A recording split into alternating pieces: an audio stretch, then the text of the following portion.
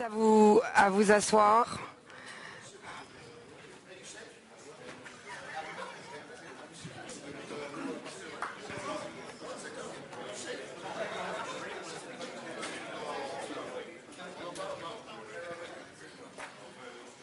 Prenez place.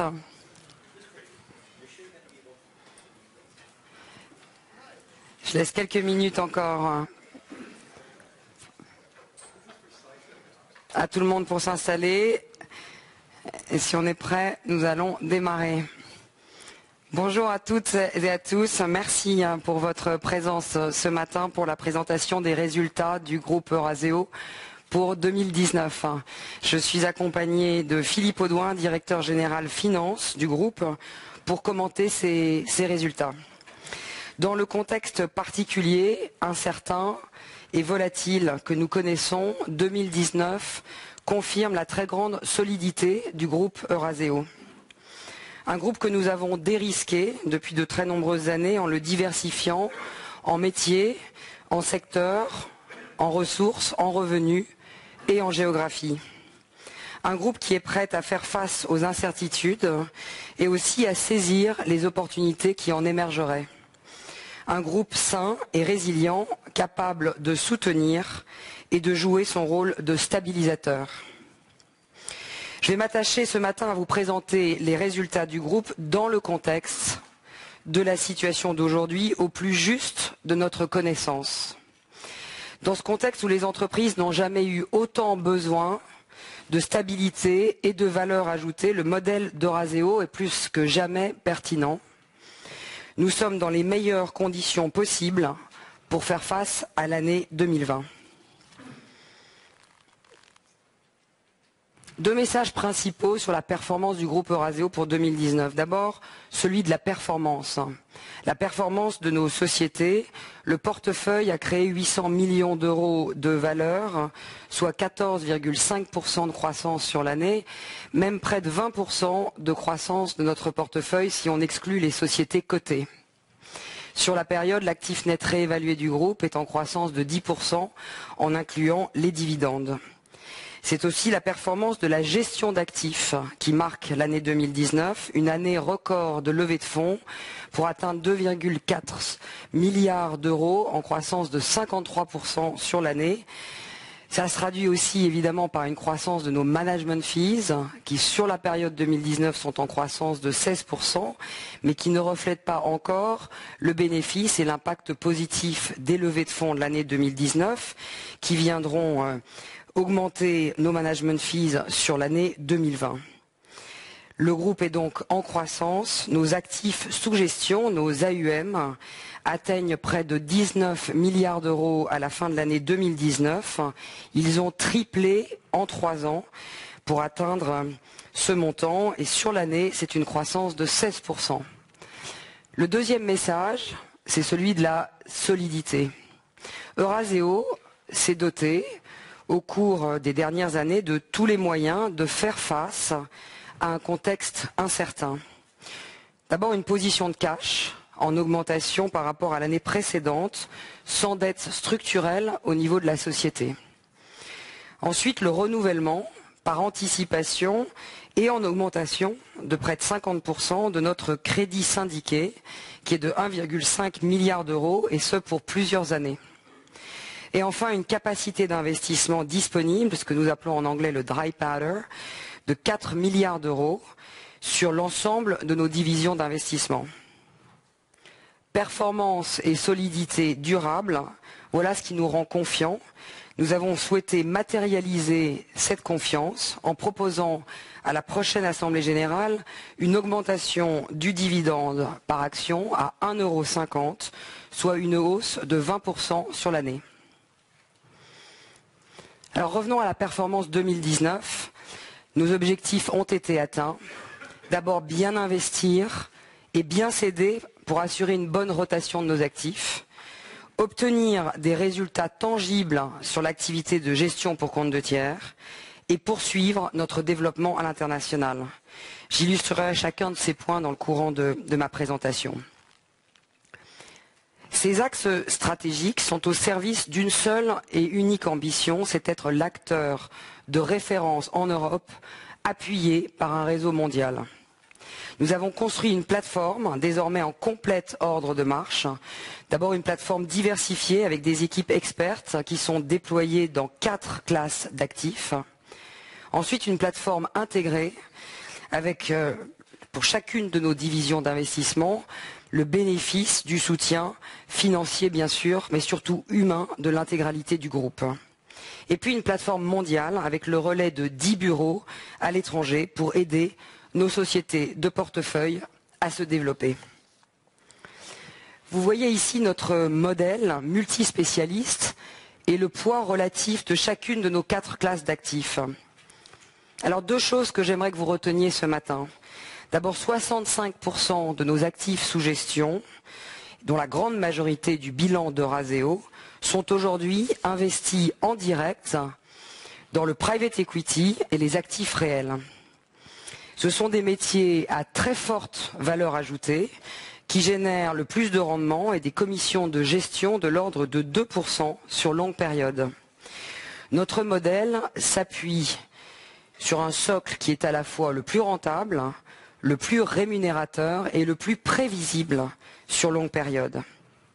Dans le même temps, nous croyons beaucoup au fort potentiel de développement de notre activité de gestion d'actifs, en particulier vers des métiers de dette privée et des métiers de fonds privés, qui sont en forte croissance, et notamment en Europe. Ne nous trompons pas, c'est parce que nous affichons depuis des décennies de la performance et une solide réputation que les investisseurs partenaires nous font confiance et nous confient leurs ressources pour les déployer dans le deal flow riche qu'est celui d'Eurazeo. Ce modèle, il est à la fois très différenciant sur le marché, il est aussi le garant de la solidité du groupe. Il nous permet d'être moins risqués avec des sources de revenus diversifiées et moins de volatilité des résultats. Il nous permet de conserver, grâce au bilan, la maîtrise du temps long, de garantir au groupe des revenus récurrents et prévisibles.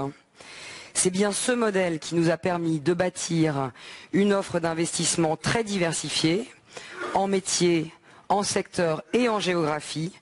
Et c'est bien cette offre qui, elle aussi, nous dérisque. Nous avons, dans le courant de l'année 2019, poursuivi l'internationalisation du groupe. Les 3 objectifs majeurs d'une présence plus globale sont les suivants. D'abord, une capacité à accompagner l'ensemble de nos sociétés de portefeuille. Prenez l'exemple du partenariat avec CIC, une magnifique reconnaissance de la place que nous avons réussi à construire en Chine depuis 8 ans et un levier d'accélération pour nos sociétés de portefeuille dans l'un des premiers marchés mondiaux. Deuxième raison de développement international, la capacité à générer un meilleur deal flow, grâce à la constitution de réseaux locaux d'affaires. Prenez l'exemple du bureau américain qui a dépassé le $1 milliard investi aux États-Unis en seulement 3 ans. Et enfin, une capacité à être au plus proche de nos clients, au plus proche de nos investisseurs privés. L'ouverture du bureau de Séoul a été décidée afin d'être au contact direct avec les grands investisseurs de ce marché qui sont de plus en plus tournés vers l'Europe. Alors je l'ai dit, le cœur de notre métier, c'est d'abord de bien investir, de bien transformer et de bien céder. Et 2019 a été une année riche sur ce plan. Elle a 3 caractéristiques principales. D'abord, une dynamique d'investissement très soutenue, c'est 3,8 milliards d'euros qui ont été déployés sur l'ensemble du périmètre. Le private equity représente plus de la moitié de nos acquisitions, avec plus de 2 milliards investis en 2019. Deuxième caractéristique, ce portefeuille, il est à la fois plus diversifié, en secteur d'activité, il est plus international. Vous noterez que l'essentiel de nos acquisitions ont été réalisées hors de France, je prends l'exemple de Dorc ou d'Elemica, alors que beaucoup de nos sorties significatives concernaient des sociétés françaises comme Neovia, Smile, Elis ou Léon de Bruxelles. Enfin, suite aux sorties de Montclair et d'Hélice, Eurazeo dispose aujourd'hui d'un portefeuille qui est composé pour près de la quasi-totalité d'actifs non cotés. Cette activité d'investissement soutenu, elle va de pair avec une très grande discipline. Nous sommes plus actifs, car nous sommes plus diversifiés, mais nous sommes aussi beaucoup plus sélectifs. Nous avons une équipe spécifiquement dédiée à l'origination pour couvrir et identifier les meilleures opportunités aussi bien aux États-Unis qu'en Europe.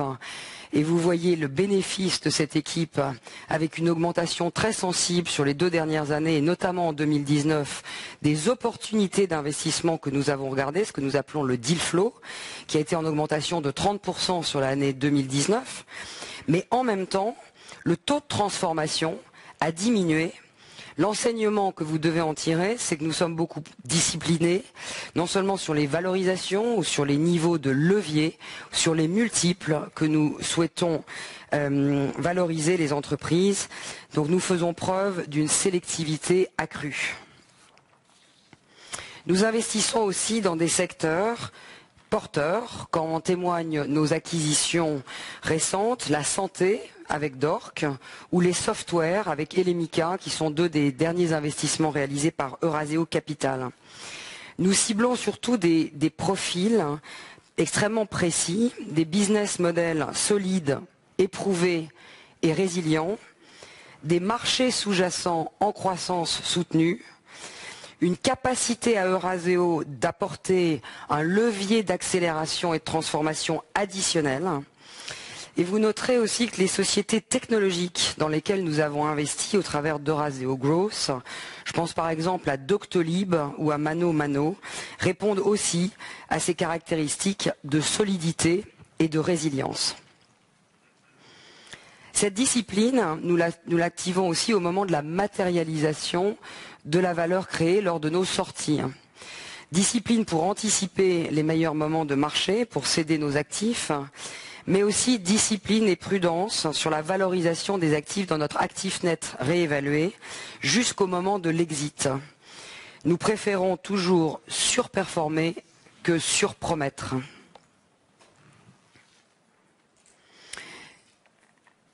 Deuxième pilier de l'activité d'Eurazeo et de notre performance en 2019, l'activité de gestion pour compte de tiers, avec un fort momentum et une très belle année 2019. D'abord, record en termes de levée de fonds, plus 50% par rapport à l'année 2018. Ce sont 2 grands moteurs qui ont été à la manœuvre en 2019. D'abord, la dette privée, qui a plus que doublé ses levées à plus d'1,1 milliard d'euros, et le private equity, avec 1 milliard de collectes, grâce notamment au closing d'Eurazeo Capital 4 pour 700 millions d'euros et d'Idinvest Venture. Au-delà de ces chiffres, je voudrais souligner la qualité en fait de ces levées de fonds. Nos actifs gérés bénéficient de souscriptions dans des fonds fermés, ça vous le savez, stables, avec des engagements fermes sur longue période, et donc l'assurance de revenus prévisibles de long terme que nous estimons, notamment sur le private equity, autour de 6 à 7 ans. Ce sont aussi des management fees négociés par nos équipes aux meilleures conditions de marché qui, en moyenne, sur l'ensemble de notre périmètre, se montent à 1,5%.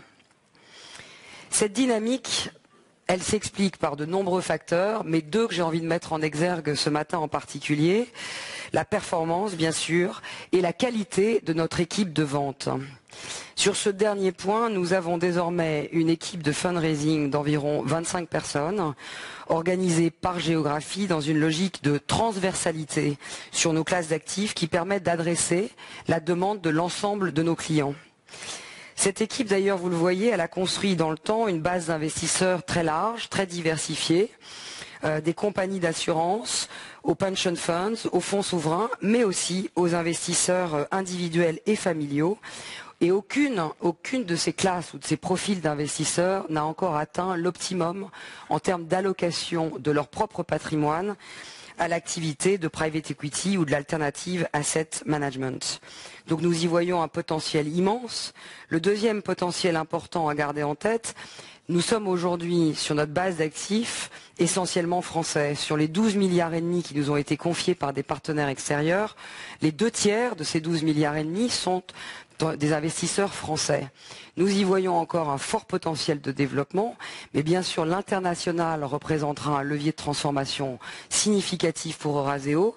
Déjà en 2019, les résultats le montrent, sur les 2,4 milliards d'euros qui ont été levés, 55% de ces levées de fonds proviennent d'investisseurs à l'étranger.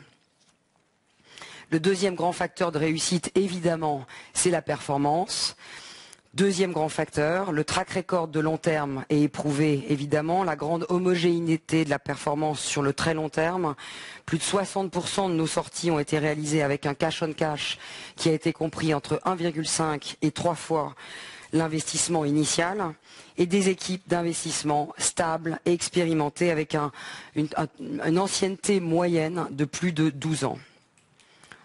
Cette dynamique de levée de fonds, vous le voyez, c'est aussi la croissance de notre bilan, mais elle a progressé très sensiblement de par les investissements pour le compte d'investisseurs tiers. C'est plus 20% d'augmentation sur la part de gestion d'actifs pour compte de tiers. Eurazeo est un groupe plus grand en capacité de ressources, en capacité d'attirer des talents et bien sûr de saisir les opportunités qui se présentent.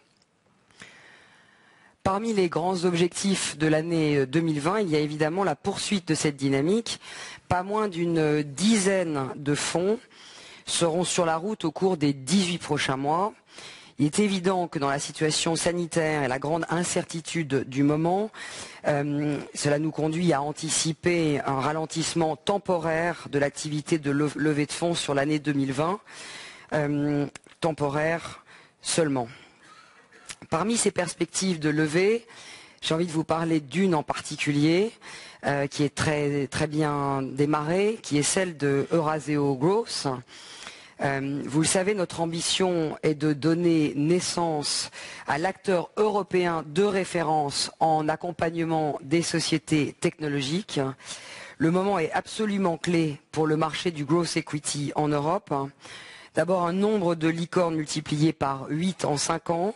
En Europe, donc un besoin d'accompagnement plus grand, des tours de table records, de plus en plus gros en taille, et puis la nécessité d'injecter, c'est ce que vous voyez sur la droite ici du transparent, la nécessité d'injecter dans ce marché des capitaux européens. Face aux grands acteurs américains, il y a en effet de très grands entrepreneurs tech en Europe. Il doit y avoir de grands investisseurs tech européens. Pour capter ce marché en plein boom, nous avons les meilleurs atouts. Nous sommes une marque de référence en digital en Europe avec 20 ans d'expérience et nous avons un track record unique. Nous avons 17 des sociétés du Next 40 et plus d'un tiers du French Tech 120 qui sont des sociétés du groupe Eurazeo. Voilà pour les grandes réalisations de l'année, une belle performance en 2019, une grande solidité du groupe pour aborder la période à venir, en particulier dans un environnement lié à la crise sanitaire que nous connaissons et à la situation économique incertaine pour les prochains mois. J'y reviendrai dans ma conclusion. Je passe la parole à Philippe pour vous présenter les résultats financiers de l'année. Merci Virginie. Bonjour à tous. Merci d'être là. Je vais vous présenter notre résultat financier pour l'année 2019. Mais avant d'entrer dans le détail des chiffres, j'aimerais en extraire les points les plus saillants. D'abord, comme Virginie vous l'a dit, nous avons réalisé cette année une forte augmentation de nos actifs sous gestion et de notre actif net réévalué. Ensuite, nos produits récurrents sont également en progression importante. Mais le résultat de notre activité d'investissement est en baisse car nous avons comptabilisé moins de cessions cette année. Et bien sûr, nous conservons un bilan très solide. Regardons d'abord le compte de résultat.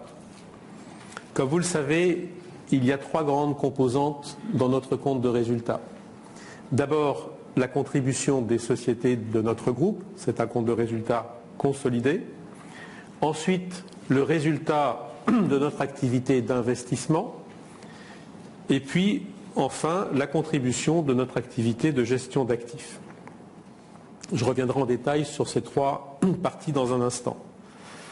La contribution de nos sociétés d'investissement, nette de nos coûts financiers, progresse, comme vous le voyez, de 4,3% à 236 millions d'euros, en dépit de frais financiers qui progressent de 39 millions d'euros sur l'année, reflet d'une part des nouveaux investissements, d'autre part des build-up réalisés dans nos différentes sociétés, et puis enfin les refinancements qui ont été réalisés et qui ont permis au fil de l'année 2019 de remonter de la trésorerie au niveau de Razéo.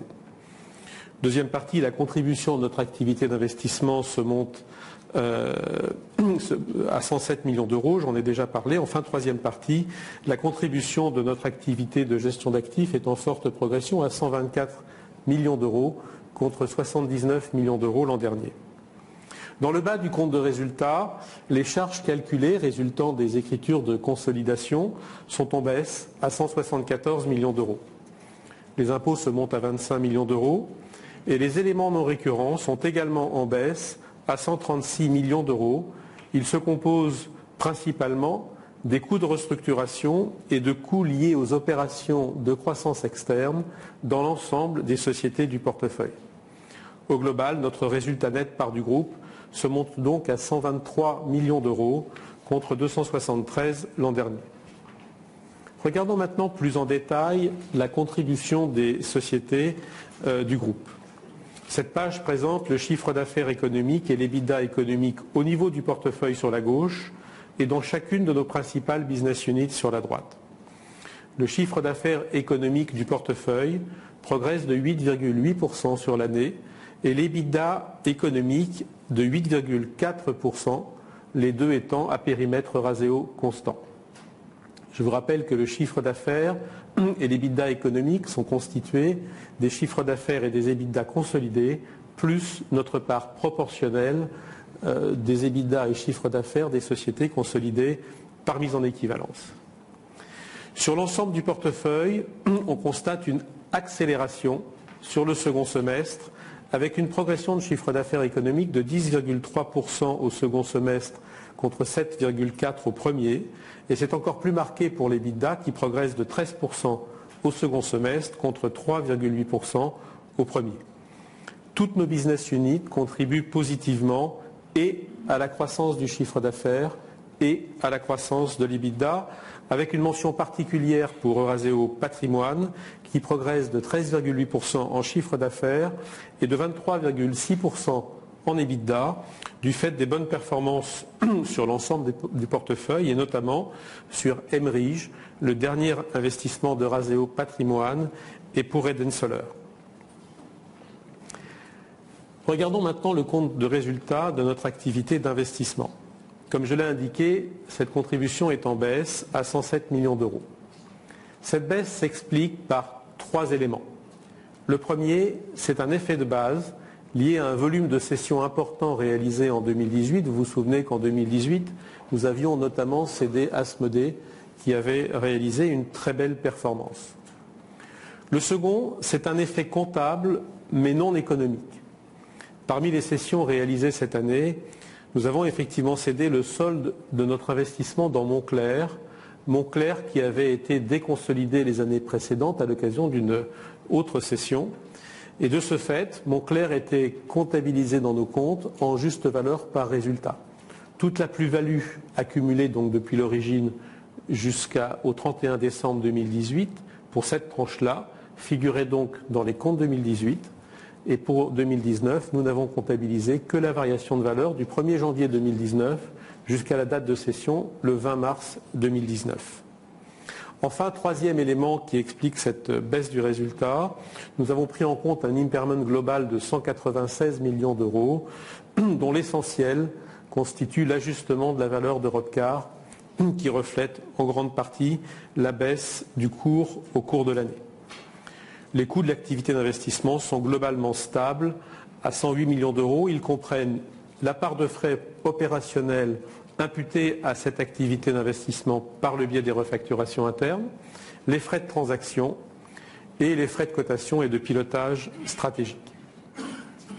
Passons maintenant à la contribution de l'activité de gestion d'actifs. Cette contribution progresse fortement à 124 millions d'euros elle provient de l'augmentation des management fees, principalement les management fees facturés à nos investisseurs tiers qui progressent de 19% à 140 millions d'euros. Ces management fees, qui ont un caractère récurrent et prévisible, viennent opportunément compléter les plus-values moins régulières par nature. C'est un des bénéfices de notre modèle.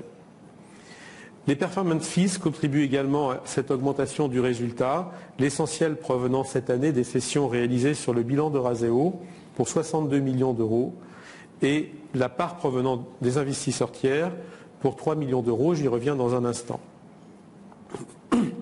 Les frais opérationnels du groupe se montent à 155 millions d'euros. Ils comprennent la totalité des frais opérationnels d'Eurazeo et d'Idinvest, plus notre quote-part de frais de Rhône et de MCH. Sur ce montant, 75 millions d'euros sont imputés à l'activité d'investissement par le biais des refacturations internes, comme nous l'avons vu sur la page précédente. Au global, les Fee Related Earnings se montent à 59 millions d'euros, en progression de 25%, et la marge sur ces Fee Related Earnings par rapport au management fee provenant de nos investisseurs tiers se monte ainsi à 42%, en progression de 2 points par rapport à l'année dernière. Quelques mots maintenant sur le carry d'interest perçu par Eurazeo. Nous avons vu que le carry d'interest provenant des tiers se montait à 3 millions d'euros. Ce chiffre est encore faible car lors de nos investissements dans Idinvest et Rhône, nous avons acquis les carrys d'Idinvest seulement à partir des fonds levés postérieurement à notre entrée et chez Rhône à partir du fonds 5. Regardons un instant le modèle et comment se décomposent les revenus générés par un fonds d'investissement typique géré par le groupe. Vous avez à l'écran l'exemple d'un fonds de private equity d'1 milliard d'euros qui générerait un retour cash on cash de 2 fois en 4 à 6 ans. Comme vous pouvez le constater à l'écran, c'est la partie violette. Dans un premier temps, les revenus sont constitués des management fees qui sont calculés sur la base du commitment pendant la période dite d'investissement, c'est-à-dire en général pendant 4 à 6 ans, puis sur le prix de revient des actifs investis au-delà de cette période d'investissement. Par la suite, lorsque les cessions d'actifs vont commencer, à partir de 4 ans dans notre hypothèse, les performance fees prendront le relais. Et au global, dans cet exemple, les produits générés pour Eurazeo par ce fonds de 1 milliard d'euros se montent au total à 224 millions d'euros en management fees et en performance fees. Comme vous avez pu le constater dans les comptes que je viens de vous présenter, les management fees sont d'ores et déjà en forte augmentation cette année. Les performance fees sont encore d'un niveau faible, mais sont appelés à croître au cours des prochaines années, au fur et à mesure des cessions réalisées. Voyons maintenant nos actifs sous gestion. Comme nous l'avons vu et comme Virginie l'a rappelé, ceux-ci se montent à 18,8 milliards d'euros à fin 2019. Cette progression importante provient à la fois du succès des levées de fonds réalisées en 2019, en forte progression par rapport à 2018, 2,4 milliards d'euros contre 1,6 milliard d'euros, une croissance de 53%, et de la création de valeur globale dans les investissements pour un total de 1,3 milliard. On peut par ailleurs noter qu'avec 2,4 milliards, les levées de fonds sont très nettement supérieures aux distributions qui se montent à 1,2 milliard d'euros cette année. Par ailleurs, le taux moyen pondéré des management fees sur les fonds levés en 2019 se monte à 1,5% contre un taux moyen sur le portefeuille de 1,4% précédemment. La page suivante détaille la création de valeur brute sur le portefeuille. Sur l'année, celle-ci se monte à 14,5% sur l'ensemble du portefeuille, hors impact des titres cotés et notamment d'Europecar. La création de valeur sur l'ensemble du portefeuille non coté est solide à 19%. Toutes nos business units contribuent à ce bon résultat.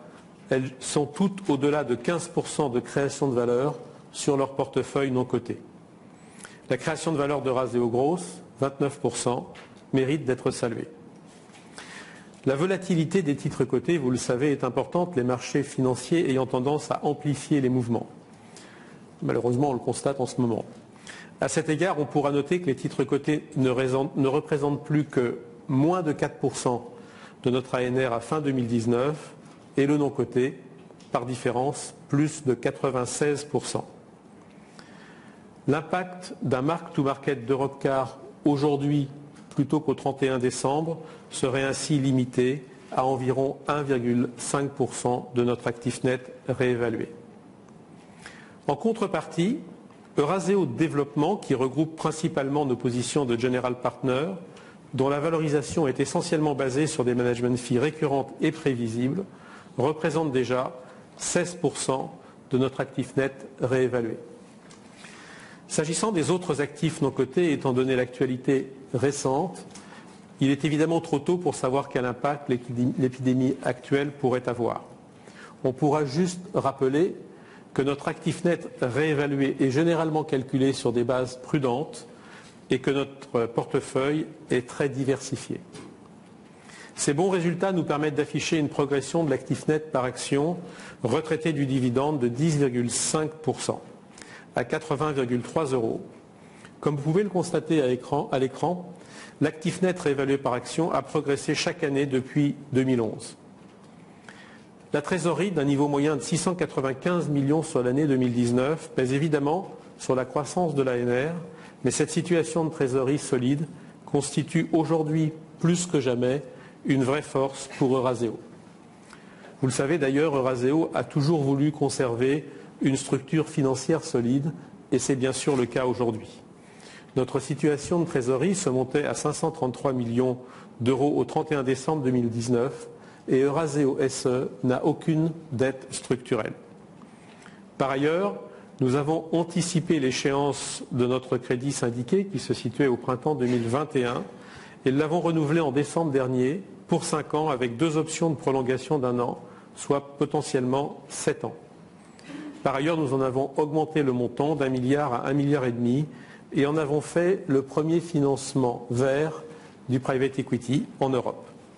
Tout ceci donne à Eurazeo les moyens d'accompagner les sociétés de son portefeuille, si nécessaire, et de saisir les bonnes opportunités d'investissement. Pour terminer, un mot sur le dividende.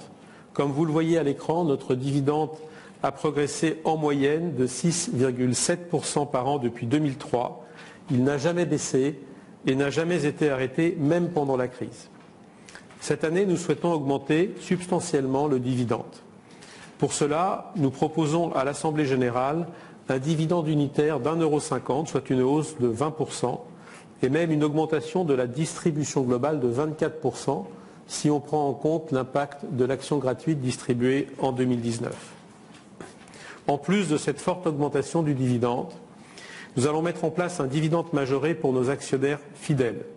À ce titre, les actionnaires inscrits au nominatif depuis plus de 2 ans au 31 décembre 2022 profiteront d'un dividende majoré de 10%, dans la limite évidemment des dispositions légales et notamment d'une détention de 0,5% du capital par actionnaire.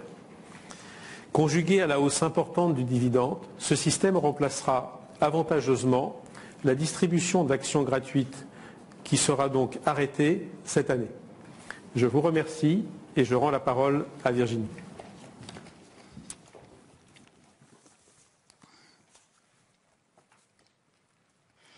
Les résultats que Philippe vient de vous présenter confirment les deux grands messages que nous vous adressons ce matin.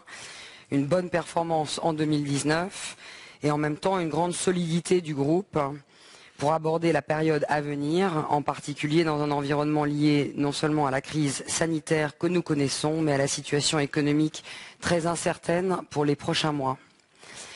Donc je voudrais partager à aujourd'hui notre vision, donc à date, notre vision court terme et notre vision long terme dans l'environnement qui est celui d'aujourd'hui. D'abord à court terme, qu'est-ce que votre société fait?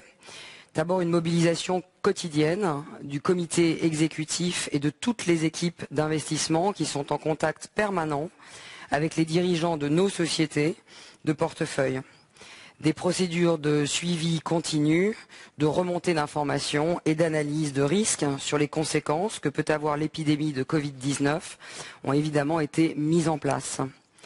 Nos analyses nous conduisent à penser que certaines sociétés vont voir leur chiffre d'affaires, leur rentabilité ou leur situation de trésorerie affectée, en particulier celles exposées au voyage ou au tourisme, ou celles avec une forte dépendance asiatique, notamment du point de vue de leurs approvisionnements. Mais à ce jour, les effets restent limités sur le portefeuille d'Eurazeo pris dans sa globalité. C'est d'ailleurs tout l'intérêt de notre modèle diversifié mis en place depuis plusieurs années. S'agissant du groupe Eurazeo, premier impact, celui de l'impact économique et de l'activité ralentie au premier semestre, nous conduisent évidemment à ne pas anticiper un programme actif de cession ou d'investissement dans les prochains mois. S'agissant des levées de fonds, un ralentissement temporaire n'est pas à exclure. En revanche, il ne devrait pas y avoir d'impact important sur les fee-related earnings de l'activité d'asset management qui se caractérise par des engagements sur le long terme. Enfin, toutes les mesures ont été prises et nous sommes dotés de plans de continuité d'activité, aussi bien pour le groupe Eurazeo que pour nos participations. Toutes les mesures qui devaient être prises l'ont été. Voilà pour la gestion du court terme que nous abordons avec détermination, expérience et vigilance. À plus long terme, c'est bien la discipline et la diversification qui ont été mises en œuvre depuis des années qui vont jouer. Je vous l'ai dit, nous sommes profondément disciplinés dans nos choix d'investissement, dans nos business plans pour le groupe, pour nos sociétés, dans les valorisations dans notre actif net réévalué et dans les financements ou les leviers qui ont été mis en place dans nos acquisitions. Nous avons aussi construit un groupe diversifié en classes d'actifs, en secteurs, en géographie, qui est un atout rare pour faire face aux risques de marché. Notez d'ailleurs qu'aucune société du portefeuille ne représente plus de 10% de notre actif net réévalué. Cette discipline, elle nous a conduit à préserver un bilan solide au niveau d'Eurazeo avec une position de trésorerie de plus de 500 millions d'euros.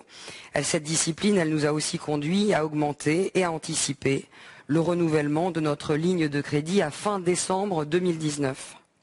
Cette discipline nous a conduit à conserver une capacité d'investissement très importante. Nous sommes aussi, bien sûr, disciplinés avec nous-mêmes dans la gestion de la société d'investissement. Eurazeo a donc des bases saines et des fondamentaux solides. Eurazeo est à la fois performante et solide, c'est le résultat du modèle que nous avons construit et renforcé depuis de nombreuses années.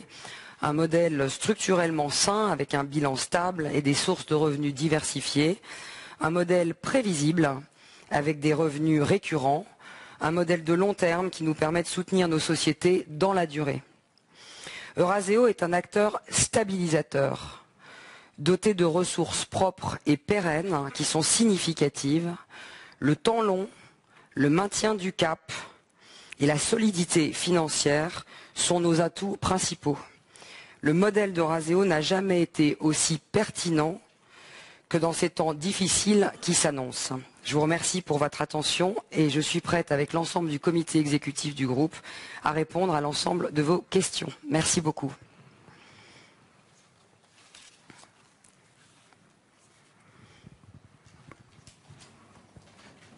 Bonjour, Geoffroy Michelet, Oddo BHF. Deux questions. D'abord, bravo pour ces bons résultats. Deux questions pour moi. La première, c'est pourquoi est-ce que vous conservez tant de prudence dans les valorisations d'Eurazeo Développement? Je me faisais la réflexion, les AUM pour compte de tiers ont progressé de 20% et la valorisation d'Eurazeo Développement à peu près pareil. Ce qui voudrait dire en fait qu'on a l'impression qu'on ne se rapproche pas plus que ça du carré d'Interest. Donc moi j'ai le sentiment qu'elle est un peu sous-évaluée. Donc à moins que vous ne pensiez ne pas faire de caride. Voilà, comme on se rapproche, j'imagine que mécaniquement on aurait dû avoir peut-être une réévaluation un peu supérieure. Et la deuxième question, elle est plus sur le chiffre d'affaires économique, en particulier du T4. On avait eu un très bon T3. Qu'est-ce qui s'est passé au niveau du T4? Merci. Alors je vais répondre d'abord sur la première question. On est effectivement prudent d'une façon générale dans nos valorisations et certainement en particulier pour la partie Eurazeo développement.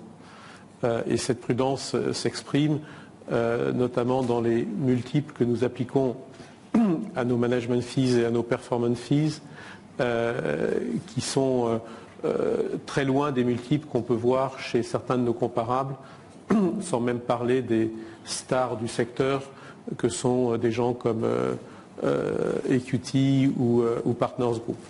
Donc on reste très prudent sur ces critères-là.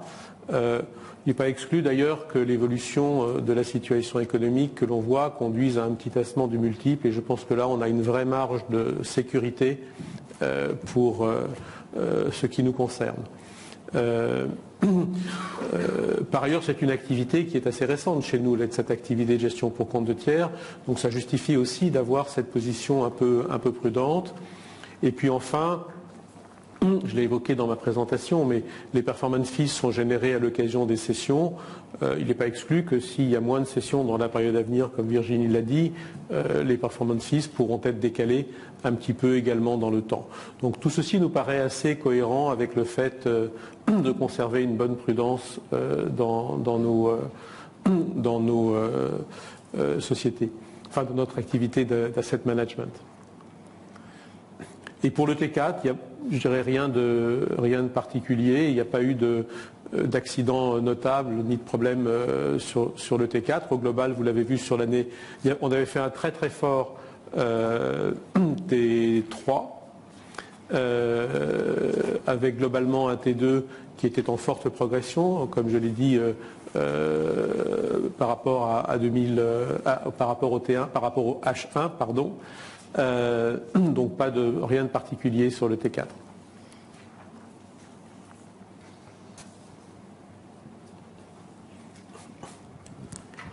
Bonjour, Pierre Bosset de chez HSBC. J'ai 3 questions. La première sur la net asset value, j'ai bien compris, il y a 13% qui est encore at cost. Est-ce qu'on peut avoir une idée du pourcentage de la net asset value qui est composé de sociétés qui ont été acquises depuis moins de 2 ans? C'est la première question. La deuxième question, c'est sur votre actionnaire, le family office de la famille Decaux. Ils sont rentrés il y a presque 3 ans maintenant. La performance du cours, je ne dis pas la performance des actifs, mais la performance du cours a été décevante. Quel type de discussion vous avez avec eux? Et est-ce qu'il faut y voir un lien avec la hausse du dividende qui sort de l'ordinaire? Et une question subsidiaire à ça, comment va s'exprimer maintenant à l'avenir votre politique de dividende sur les années à venir? Une toute dernière question pendant que j'ai le micro puis je m'arrête. Si je me rappelle bien, Planète, ça va être votre plus gros investissement, même si ça fait 10%, moins de 10% de votre ANR. Quels sont les premiers échos que vous avez de la crise actuelle sur Planète? Merci. Tu commences par la NAV, Philippe? Oui, donc on a aujourd'hui 32% de la NAV qui est depuis moins de 2 ans. Peut-être la politique de dividende, l'expression. Et sur la politique de dividende, alors, mais je laisserai Virginie peut-être répondre sur la relation actionnariale. Je peux vous dire qu'elles sont très bonnes et on a beaucoup de chance d'avoir un actionnaire qui soit un entrepreneur ou des entrepreneurs, ce qui est évidemment l'état d'esprit aussi d'une entreprise comme Eurazeo. Et cet objectif d'augmenter le dividende était en réflexion depuis un certain temps chez nous. On avait eu déjà pas mal de dialogues. Et ce n'est pas du tout une demande de la famille Decaux. Je pense que ça nous permet de venir à un niveau de distribution qui nous paraît plus cohérent. Je voudrais ajouter que cette augmentation importante du dividende, Pierre, est aussi permise, bien sûr, par la solidité du groupe, mais également par le développement des revenus récurrents, qui est quand même un élément assez nouveau que nous n'avions pas les années précédentes et qui justifie qu'on le fasse maintenant et qu'on ne l'ait pas fait avant. Donc c'est tout à fait en cohérence avec la structure financière d'Eurazeo. Et pour l'avenir, c'est difficile de répondre à cette question parce que ça va évidemment dépendre de la situation économique, mais il n'est pas exclu que le dividende puisse continuer d'évoluer à l'avenir. L'évolution du dividende, elle est assez cohérente avec celle de l'augmentation de l'année 2019 des management fees qu'on présentait à plus 16%. Et la récurrence très nouvelle dans le compte de résultats de management fees pérennes et de long terme donc qui nous rend confortable, l'équipe de management, le directoire d'Eurazeo, pour proposer cette augmentation importante, mais aussi une année où on met fin, vous l'avez compris, à l'action gratuite. Donc on a aussi des équilibres qui ont été pris en compte pour faire cette proposition, qui avait été d'ailleurs discutée et maintenue avec le conseil de surveillance d'Eurazeo, discuté en fin d'année dernière, le conseil de surveillance de fin d'année, et maintenue suite au conseil de surveillance d'Eurazeo qui s'est tenu hier. La relation, si Emmanuel Rossel, qui représente JC Decaux Holding, avait envie de parler, tu serais absolument le bienvenu, ou vous pouvez en parler après, mais je ne vais pas lui passer tout de suite la parole. Je vais répondre, on a des relations de très grande qualité, de très grande proximité avec le groupe JC Decaux Holding, avec Jean-Charles Decaux en particulier et ses deux frères, qui est en grand soutien non seulement de la stratégie telle que vous la connaissez, de transformation du groupe et d'accélération dans la voie du développement de l'asset management. Le lien, Philippe vous l'a dit, il n'y a pas de lien direct entre la performance qui peut être qualifiée de décevante du cours de bourse depuis 2 ans et demi, avec une situation plus intrinsèque à Eurazeo, et surtout le placement compliqué, difficile du bloc d'Eurazeo, du bloc de Tikehau chez Eurazeo en octobre 2019, qui a cassé beaucoup la dynamique de croissance, et la décision sur l'augmentation de dividendes qui, comme je te l'ai dit, était préalable. Et en ce qui concerne Planète est une société qu'on a beaucoup diversifiée depuis plusieurs années. Vous en êtes, je crois, conscient, qui était une société essentiellement de détaxe, de traitement de la détaxe notamment, et qu'on a très largement emmené pour plus de 50% de son activité vers cette activité de paiement qu'on appelle le Dynamic Currency Conversion, le DCC, qui sont des volumes d'activité très significatifs, mondiaux, et beaucoup moins exposés à des arrêts brutaux de travel touristique ou touristico-professionnel. Donc une société qu'on regarde évidemment de très près dans sa performance et ses développements, aussi géographiques, mais qui n'appelle pas de commentaires particuliers à ce stade. Tu veux compléter, Marc ?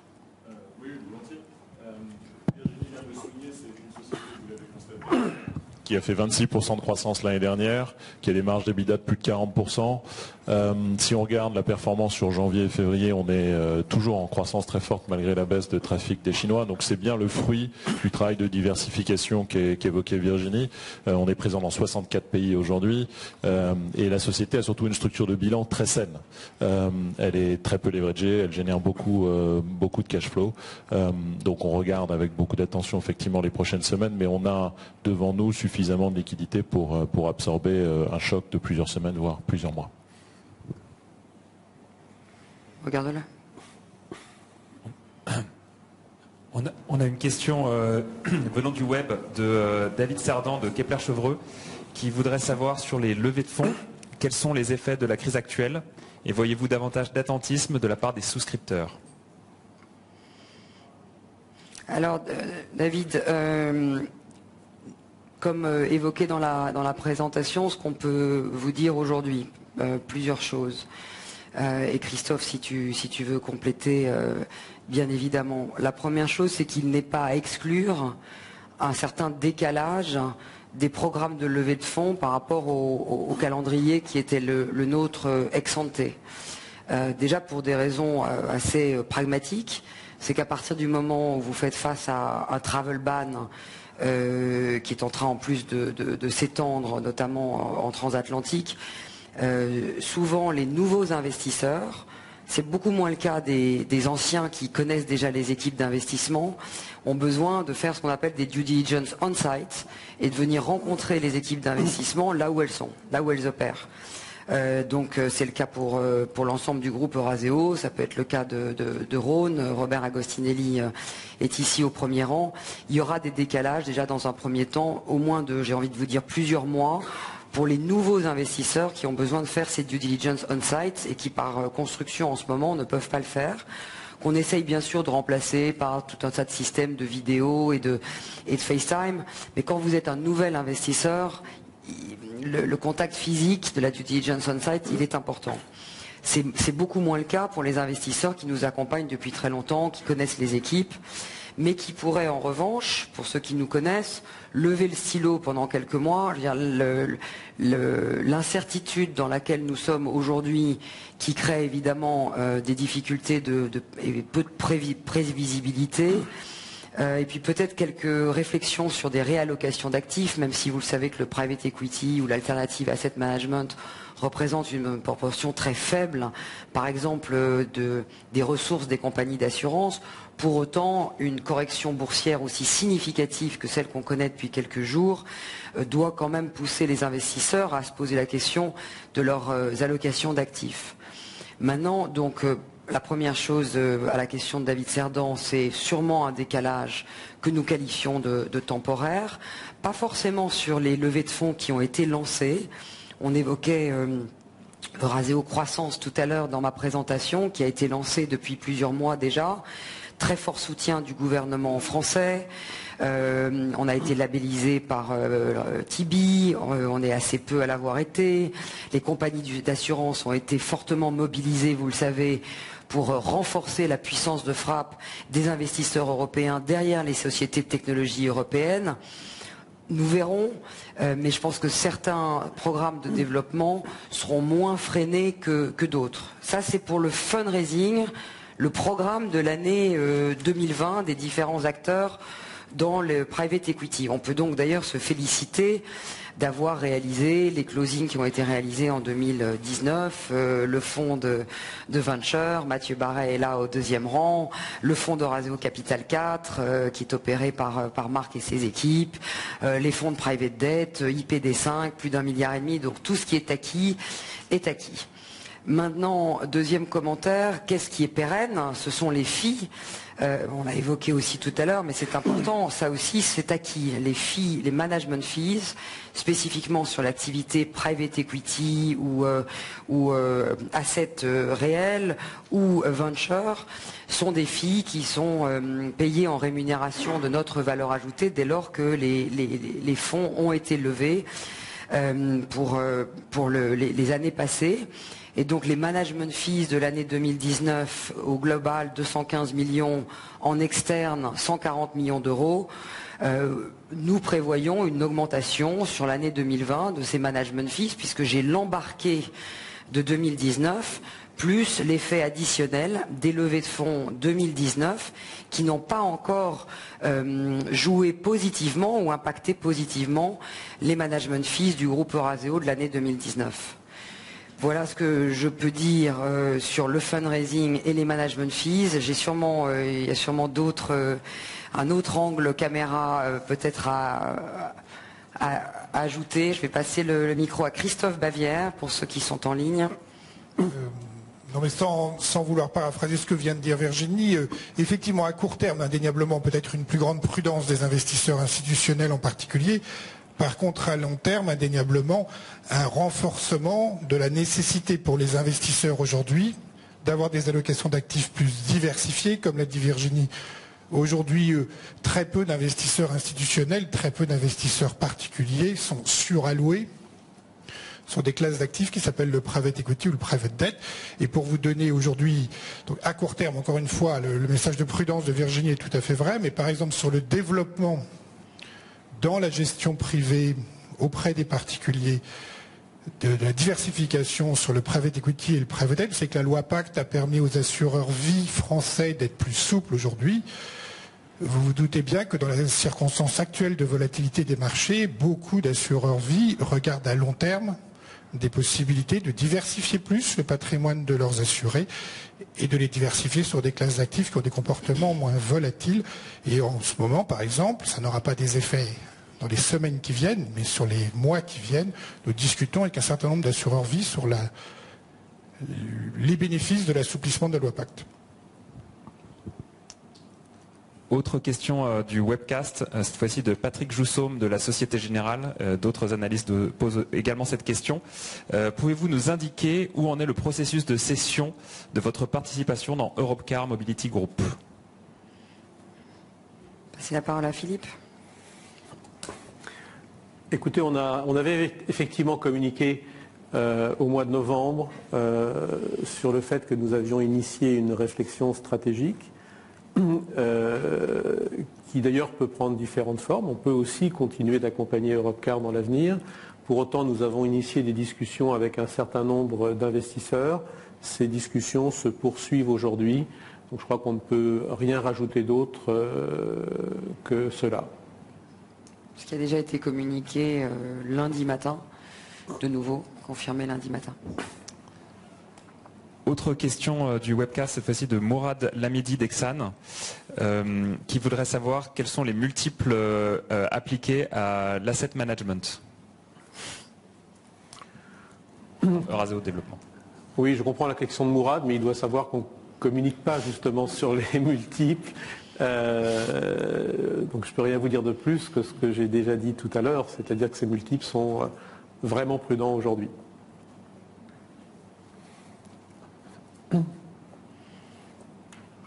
Est-ce qu'il y a des questions dans la salle? Non, il y a toujours des questions sur le web.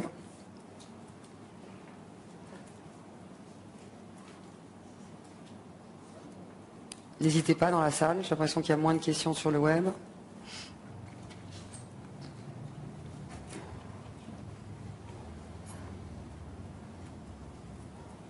Pierre Bosset encore. Tout d'abord, merci d'avoir stoppé l'action gratuite de 1 pour 20. C'est la Nice de base qui parle, mais ça rend les calculs plus faciles. J'avais deux autres questions. La première sur Rhône. Les fiançailles durent depuis un certain temps. Est-ce qu'il y a des développements qu'il faut attendre? Et la deuxième question, c'est vous avez parlé, c'est votre rôle de soutenir les sociétés de votre portefeuille. Si la situation actuelle se dégrade, est-ce que vous êtes prêt à utiliser votre trésorerie, soit en avance de compte courant, soit éventuellement pour remettre de l'equity dans les sociétés qui seraient les plus impactées? J'imagine que ça dépend des cas de figure, mais jusqu'où voilà.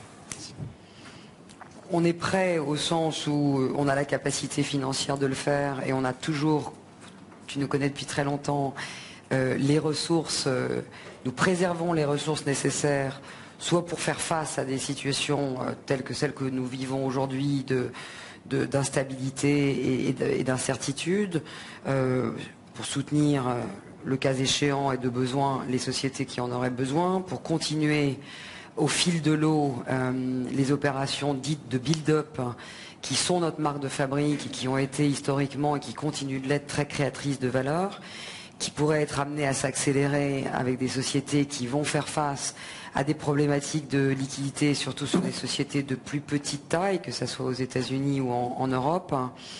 Donc la réponse, elle est nous avons les moyens de le faire.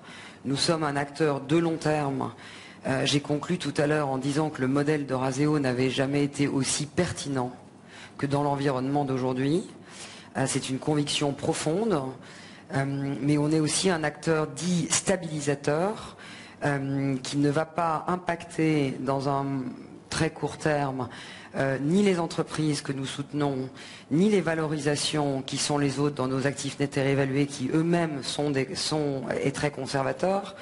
Donc on veille en permanence dans les phases ascendantes de cycle ou dans les phases d'incertitude, qui est évidemment celle d'aujourd'hui, à essayer de maintenir le cap des développements de nos entreprises, le cap des développements d'Euraseo, la valeur de l'actif net réévalué du groupe qui ne soit pas corrigée avec des à-coups en avant ou en arrière. Donc nous prendrons les décisions, tu l'as dit évidemment, au cas par cas, en fonction des entreprises qui en auraient besoin dans les mois ou dans l'année à venir. En ce qui concerne, peut-être tu veux compléter sur... Non, je pense que tu as tout dit. Je crois que c'est quand même une vraie force parce que dans des périodes de turbulence, malheureusement, certaines sociétés n'auront pas la chance d'avoir un actionnaire solide comme Euraseo. Et donc il est probable qu'au sortir de la crise, celles qui auront pu rester et peut-être se renforcer auront aussi pu considérablement augmenter leur part de marché potentielle. Attendez, j'arrive tout de suite. Donc en ce qui concerne Rhône, donc si Robert veut compléter, je ne sais pas si on doit parler de fiançailles, parce que fiançailles annonce un mariage, c'est un truc un peu des années 80 ça. Mais on est en partenariat. Il y a Christophe qui fait... Robert comprend parfaitement le français, mais il fait quand même la traduction. Donc on a un partenariat. 30% du capital de la société de gestion. Rhône a une très jolie performance sur ses investissements, notamment dans son fonds 5, qui est le fonds dans lequel nous sommes investis. Philippe le rappelait tout à l'heure, nous avons acheté notre quote-part des Carides dans le fonds 5. Il y a déjà eu une très jolie sortie qui s'appelle Garda World, qui a été vendue il y a quelques mois à BC Partners. C'est en partie ça qui nous a remonté du Caride. Et Rhône est en train de lever son fonds 6, avec une ambition d'une certaine croissance sur le fonds 5 précédent. Et donc ça, c'est la priorité du moment. Et le partenariat, il est solide. Il est solide en deal flow, il est solide en partenariat local aux États-Unis, mais aussi en Europe. On a encore très récemment regardé un dossier ensemble que nous avons, sur lequel il n'y a pas encore une grande visibilité, pour savoir si on avance ou si le vendeur avance. Donc beaucoup de partenariats, de réseaux, de deal flow, comme ce qu'on vous avait annoncé tout au départ. Je passe la parole à Robert s'il veut compléter sur la situation pour Rhône, indépendamment de celle, ou même complètement dépendamment du partenariat. First, in the relationship between, S'agissant de la relation entre Eurazeo et l'évolution qui, à mon sens, monte à presque de 40 ans, donc 6 mois, 1 an, 2 ans, enfin, c'est presque rien par rapport à la longueur de notre relation. Comme le dit Virginie, nous sommes bien placés, nous levons notre 6e fonds, nous avons clôturé sur 1,1 milliard, on a pas mal encore dans les tuyaux, comme l'a dit Philippe. Je pense qu'il y aura peut-être un retard puisque les gens ne voyagent pas, annulent des réunions, réagissent face au virus, etc. Mais tout se passe très bien et le portefeuille est solide. On a des sociétés qui seront soumises à ce virus puisque les gens ne voyagent pas. On a une société d'aviation, donc ça c'est effectivement impacté. Mais bon, je voudrais souligner ce qu'a dit Virginie, notre situation d'activité, notre portefeuille opérationnel est assez solide de part en part. Alors, il y a une personne qui voulait... Je voulais savoir si Eurazeo étudie un petit peu la poche d'actifs des infras. Je voulais aussi avoir la position d'Eurazeo sur l'arrivée du fonds infra sur des actifs private equity comme les retraites, etc. D'accord, merci beaucoup pour cette question. Je vais, s'il en est d'accord, passer la parole à Monsieur Renaud Abercorn, qui est le patron d'Eurazeo Patrimoine.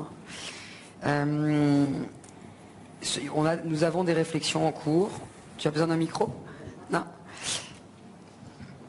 Bonjour, bon, déjà on en fait un peu, puisqu'on a une société qui s'appelle Reden Solar en portefeuille, qui est une société de renouvelables et de solaire notamment, et qui est une société d'une taille certaine, elle doit avoir un peu plus d'1 milliard d'actifs. Et effectivement, c'est un sujet que nous regardons, qui rentrerait dans le cadre d'Eurazeo Patrimoine, donc dans tout ce qu'on appelle real assets. Donc c'est des sujets en cours de discussion et on essaye de trouver les bonnes formules de structuration de cette activité dans le cadre de la croissance du groupe Eurazeo.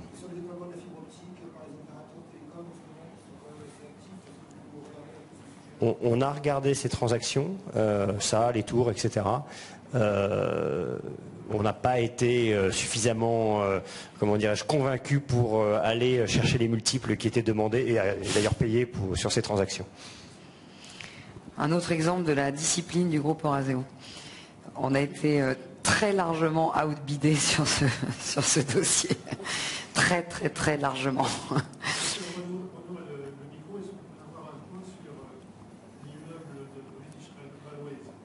Alors il y a une demande, je fais la question parce qu'il y a besoin de traduction en ligne, donc une demande ici sur un update sur notre investissement à Houston, à Londres.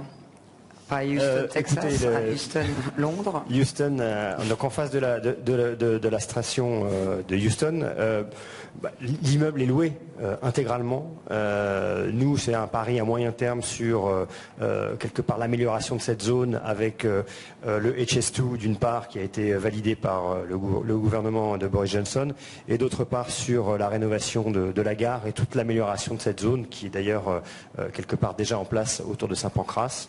Donc on est tout à fait confiant dans notre business plan, dans notre capacité d'avancer sur cette transaction. On ne l'a pas évoqué parce qu'on ne peut pas tout évoquer, mais vous l'avez noté pour ceux qui nous connaissent bien et qui nous suivent de près, une belle réalisation et la première sortie réalisée par Eurazeo Patrimoine qui avait été signée à la fin de l'année dernière et qui a été closée il y a quelques semaines seulement. Qui est la vente du premier investissement réalisé par les équipes de Renault, qui s'appelle SIFA, et qui a été très bien vendu avec un beau multiple et un beau rendement, un peu plus de 2 fois, et presque 18% en termes de retour. Mais premier investissement et première sortie d'Eurazeo Patrimoine. Et on est ravis. On a plusieurs questions sur le webcast, donc je vais essayer d'en poser le maximum. David Cerdan demande sur l'ANR si on peut donner une évolution de la valeur de l'ANR calculée depuis fin 2019. On a aussi une question de Alexandre Gérard qui voudrait connaître les modalités du rachat des 30% restants dans Idinvest. Alors, l'ANR, depuis le 31 décembre 2019, donc Philippe a déjà donné dans sa présentation sur ses résultats financiers, certes, l'impact le plus facile que vous pouvez calculer, qui est celui de l'impact de la correction boursière d'Europecar subséquente au 31-12, qui était donc de 1,5% de l'actif net réévalué, c'est-à-dire la différence entre 4,50 €, qui était le VWAP moyen qui a été retenu dans l'ANR du 31-12, si je ne me trompe. C'est le cours qu'on a retenu, qui était suite à l'année. C'est le cours que nous avons retenu, et le cours d'aujourd'hui, que je n'ai pas regardé ce matin à 10h30, peut-être pas que je le regarde, me disent les équipes. Voilà, donc, et le cours d'aujourd'hui. Nous avons 50 millions de titres, donc on peut faire des calculs, donc c'est peut-être un peu plus que 1,5%, vu le body language des équipes au premier rang. Et en ce qui concerne l'autre question, qui est en fait celle de David, vraiment, qui est qu'est-ce que vous pouvez nous dire sur une perte de valeur peut-être conjoncturelle, éventuelle de vos autres sociétés dans le portefeuille. Et là, David, tu ne seras pas étonné qu'on te dise qu'il est quand même un peu tôt pour faire des pronostics avec une actualité qui est en mouvement quotidiennement. Mais je le rappelle, aucun actif ne représente plus de 10% de l'actif net réévalué du groupe. Beaucoup des plus gros actifs sont même en dessous de 5%. Donc la diversification qui a été mise en œuvre depuis tant d'années par le groupe Eurazeo est à plein en termes d'effets aujourd'hui.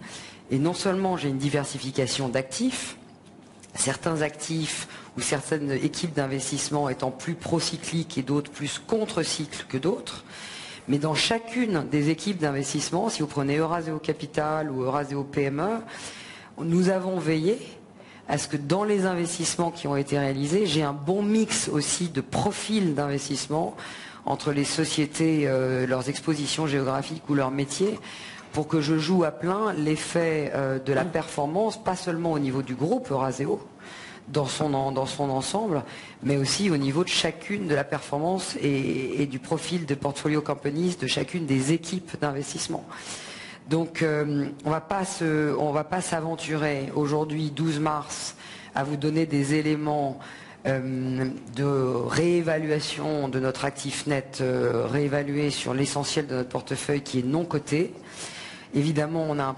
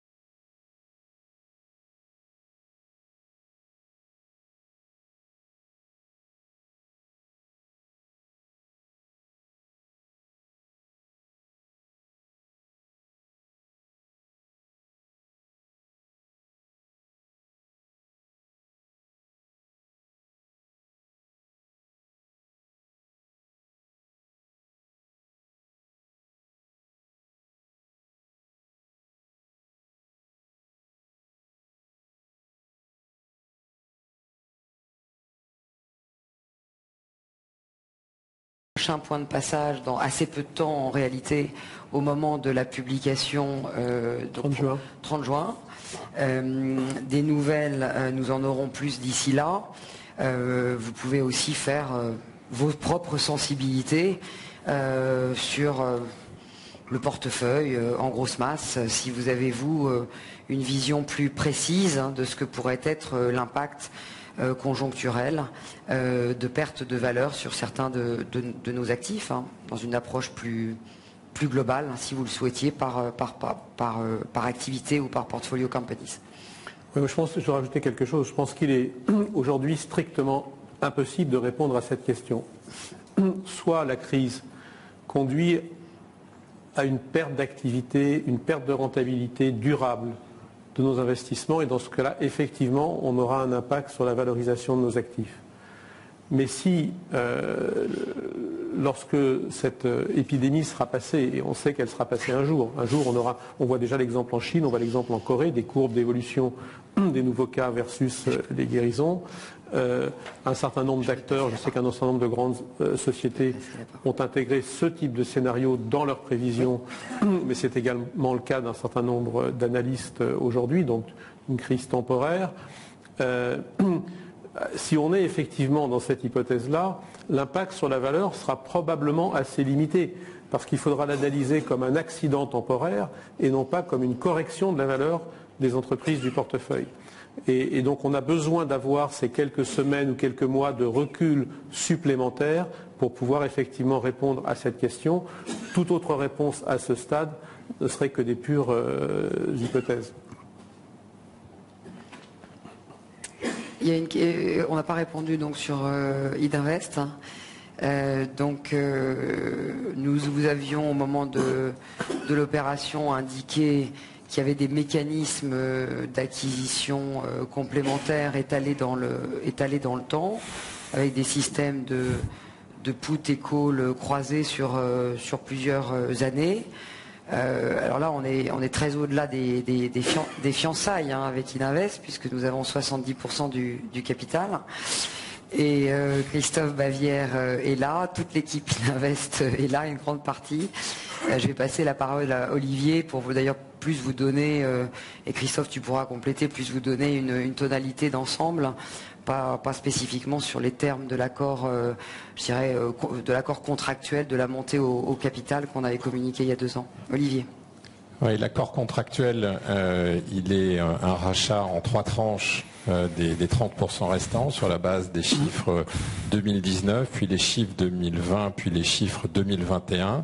Donc cet accord sera évidemment exécuté. Vous l'avez senti, les développements d'Idinvest sont extrêmement bons.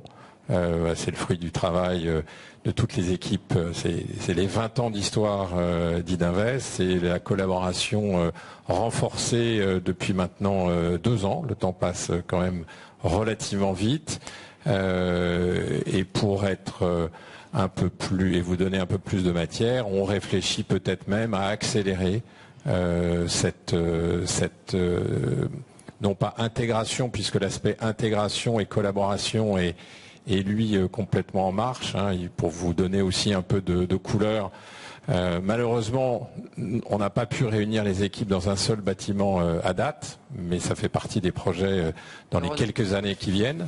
Et il faudrait que Renault nous trouve un joli bâtiment pour mettre les 250 personnes du groupe dans son ensemble. Et sur l'aspect capitalistique, on sera soit dans l'exécution des 30% en 3 tranches, soit dans une accélération de cette opération. En tout cas, c'est évidemment bénéfique et je pense que dans le contexte compliqué qu'on est en train de vivre, rassembler ses forces, travailler en cohérence est plus que jamais d'actualité.